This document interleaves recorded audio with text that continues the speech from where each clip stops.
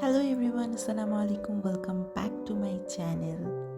আজকে আমি সকাল সকাল ঘুম থেকে উঠে ব্লগটা করা শুরু করছি অ্যান্ড আমার ঘুম এখনও প্রপারলি হয়নি, আমি আরও একটু ঘুমাবো। অ্যান্ড এই তো আমি আরও সকালে 8টার সময় উঠছিলাম, বাট ঘুম পূরণ হয়ই নাই। আমি আরও 2 ঘন্টা ঘুমাই, তারপর উঠলাম। আর উঠেই দেখি সুইটু আসে কম্বলের মধ্যে কামড় দিয়ে এভাবে করে নখ দিয়ে কী যে করে। আম্মু বলে এটা নাকি ওরা ভালোবাসা প্রকাশ করে। Please ignore my hair. আমার চুল অনেক এলোমেলো হয়েছিল। আমি মাত্র জাস্ট ঘুম থেকে উঠে ভিডিওটা বানানো শুরু করছিলাম যেহেতু। তারপর আমি এখন ফ্রেশ হতে চলে আসছি। ফ্রেশ হয়ে আমরা নাস্তা করবো। বাই দ্য ওয়ে, এই ভিডিওটা হলো রমজানের আগের। ইলেকশনের টাইমে আমি ছুটিতে বাসায় গেছিলাম সেই টাইমে। সো ডোন্ট জাজ যে রমজান মাসে কিসের নাস্তা। এটা রমজানের আগের ভিডিও।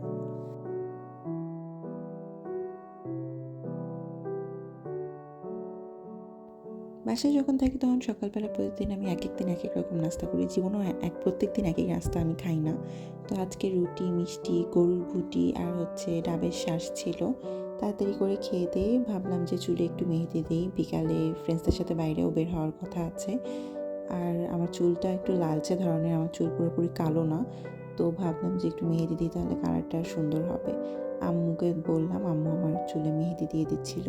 আর এখানে বাবু দেখতে আসছিল, ওর মেহেদি অনেক গন্ধ লাগে, তো বারবার দেখতেছিল আর বলতেছিল যে গন্ধ অনেক। মেহেদি দেওয়া শেষে আয়নায় নোটিস করলাম যে আমার কপালে, মুখের মধ্যেও চলে আসছে অনেক মেহেদি। এগুলো তাড়াতাড়ি করে আমি পানি দিয়ে ক্লিন করতেছিলাম যাতে দাগ না হয়ে যায়, নাহলে পুরো ফেস আমার লাল হয়ে থাকে যাবে। তারপরে ছাদে যাই, রোদের মধ্যে বসলাম মেহেদিটা শুকানোর জন্য, আর সাথে একটা ডাব নিয়ে গেছি। ইলেকশনের টাইমে আমি 10 দিনের মতো বাসায় ছিলাম, 10-12 দিন। তো সেই টাইমে প্রত্যেক দিন আমি ডাব খাইছি। আমার শরীরের অবস্থা তখনও খারাপ ছিল, এখনও খারাপ। তারপর নিচে নামে মনে হলো একটু ফেস মাস্কও ইউজ করেই ফেলি, চুলে যেহেতু মেহেদি দিছিলামই।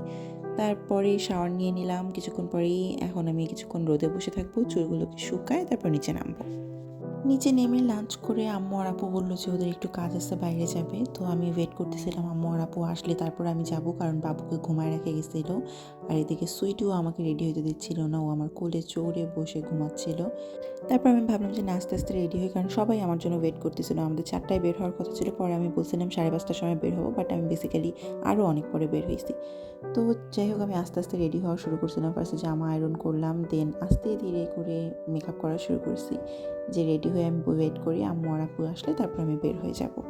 আর আমার রেডি হওয়া, মেকআপ করা নিয়ে তো কিছু বলাই নেই, এটা সবার জানা আছে, মুখস্থ হয়ে যাওয়ার কথা। দিনে আমি প্রায় যখনই ভ্লগ করি, আমি ভিডিওতে দেখাই আমি রেডি হওয়ার সময় কী ইউজ করি। ফার্স্ট জনসন ক্রিম ইউজ করি ময়শ্চারাইজ করার জন্য, দেন আজকে আমি সানস্ক্রিমও ইউজ করছিলাম, বাট সান চলে যাওয়ার পরে আমি বেরোইছি।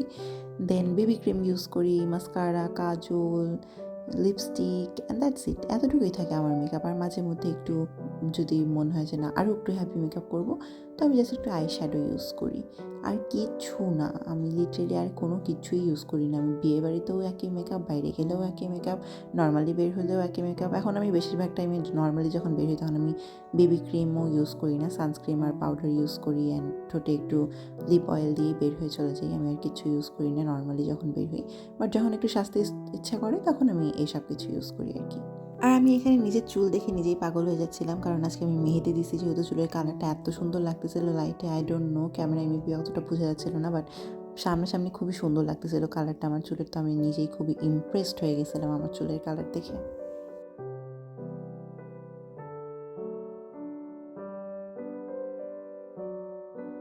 অ্যান্ড ইয়েস, আমি রেডি হয়ে গেছি। ওই দিন আমাকে এইভাবেই সিম্পল মেকআপে খুবই সুন্দর লাগতেছিল। আই ডোন্ট নো কার কাছে কেমন লাগতেছে, বাট আমার নিজের কাছে নিজেকে সেদিন খুবই সুন্দর লাগতেছিল। আমার মানে চুল খুবই সুন্দর হয়েছিল, আমার ফেস মেকআপ সব কিছু অনেক সুন্দর করে বসছিল। মানে আমি নিজের উপর নিজেই ফিদা হয়ে গেছিলাম সেদিন। সব কিছু একদম পারফেক্ট ছিল, এরকম সাধারণত হয় না। ফেসের কোনো একটা প্রবলেম না হলে চুলের কোনো একটা প্রবলেম হইতেই থাকে, বাট ওই দিন সব কিছু একদম পারফেক্ট ছিল আর আমাকে সুন্দর লাগতেছিল। দেন আমার বের হইতে হইতে মাগরিবের আজান পড়ে গেছিলো। মেয়েগুলো আমার জন্য অনেকক্ষণ দাঁড়িয়ে ছিল। তারপর আমরা একসাথে পিৎজা অ্যান্ড বার্গে চলে গেছি। অ্যান্ড আমরা এখানে এত গল্প করা শুরু করছিলাম, আমরা যাই ফার্স্টে খাবার অর্ডার করে দিছি, দেওয়ার পরে আমরা গল্প করা শুরু করছি। আর আমাদের গল্প এই পরিমাণ চলছে, আমরা ওখানে খাইছি আরও অনেকক্ষণ বসে থাকছি, কিন্তু আমাদের গল্প শেষ হয়নি। লাস্টে গল্পের লোভে আমরা 4 জনই ডিসাইড করি যে না, আমরা কারো একজনের বাসায় নাইট স্টে করব আর সবাই মিলে গল্প করব। তো তারপরে আমরা সবাই মিলে আগে সবার বাসায় বাসায় গিয়ে সব কিছু, সবার কাপড় চোপড় নিয়ে দেন আমরা একসাথে সবাই মিলে থাকছি। রাতের বেলা আমরা অনেক গল্প করছি, অনেক রিলস টিলস বানাইছি, অনেক এনজয় করছি। রাতের বেলা আমরা আইসক্রিম চিপস এসব খাইছি। সো আজকের ভিডিওটা এই পর্যন্ত। ভিডিওটি ভালো লেগে থাকলে লাইক করবেন, কমেন্ট করবেন, শেয়ার করবেন, সাবস্ক্রাইব করবেন আমার চ্যানেলে। আসসালামু আলাইকুম।